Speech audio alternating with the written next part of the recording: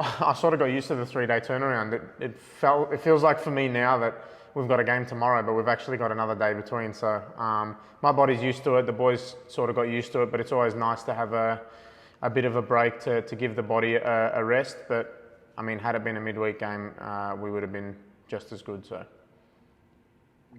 Well, the same can't be said for Melbourne Victory. They've had to fly back from Japan after playing 120 minutes against Vissel Kobe. On the physical side, at least, advantage City? Not at all. I mean, they're going to be up for it the same way we are. If we go into that game thinking that it's going to be easy because they've travelled, then we've probably lost the game before we even go in. So for us, we're not even thinking about their travel schedule. Victory's a big team, and they're always going to be up for it, especially in a derby. Well, looking at Victory, you've seen them a few times this season now, pre-season and regular season. What's changed about them compared to last season now that they've got Popper as head coach? Well, you can just see their structure, their desire, their organisation. It's all things that Popper brings with him, and they're a well-built team, and they gave us a really good game last game, and we're expecting nothing less this one. You yourself, Andy, in the squad, how do you feel as though the group's tracking at this point of the season? Last campaign, you were pretty much running away with the league at this point. This time, you're in a neck-and-neck race with Western United. Does it feel different? It's exciting, to be honest. And like I said a couple of weeks ago, it's very pleasing to see that, all three Melbourne teams are firing. We're probably, they're leading the league at the moment in terms of performances. And, it's just pleasing to see that Melbourne's football is, like I said, firing. But, yeah, it's exciting. Obviously, Western United's doing well. We're doing well. But it's just up to us to keep on winning and try and consolidate that top spot.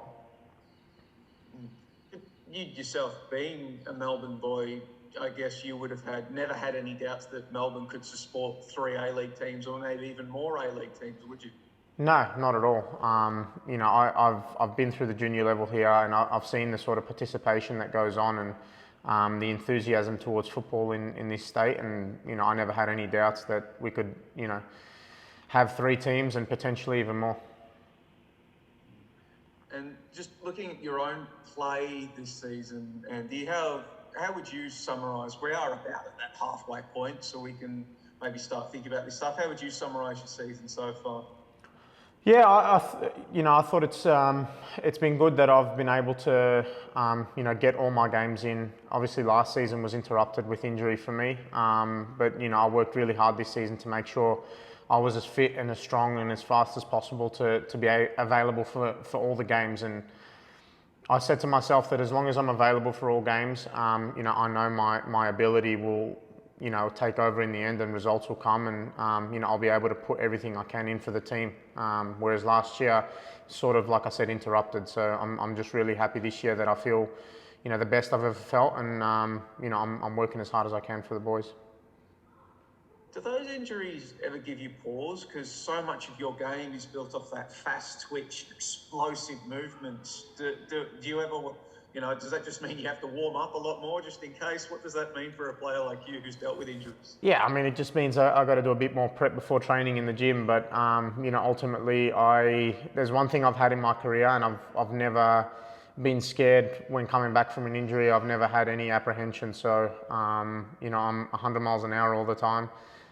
Which is sometimes not a great thing, but it's just what I've built my career on. And yeah, like I said, I'm never scared. I just go into everything 100 miles an hour. Thanks for me, mate. Ethan? Hey, just a quick one from me. Andrew, this is your 15th derby. Do you still get the same energy and excitement as if it was your first? Every single time. Every single time. Melbourne Derbies are obviously massive for both clubs and for both our supporters. So, I get the same feeling, whether it was 2014 or 15 when I played my first one up until now, it brings me the same excitement.